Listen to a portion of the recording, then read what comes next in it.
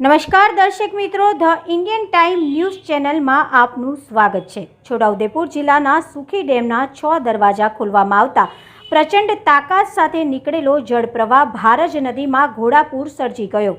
આજરોજ પાણીની જળસપાટી વધતા સુખી ડેમના 6 દરવાજા ખોલવામાં આવ્યા હતા, જ્યારે 12,000 ક્યુસેક પાણી છોડવામાં આવ્યું હતું।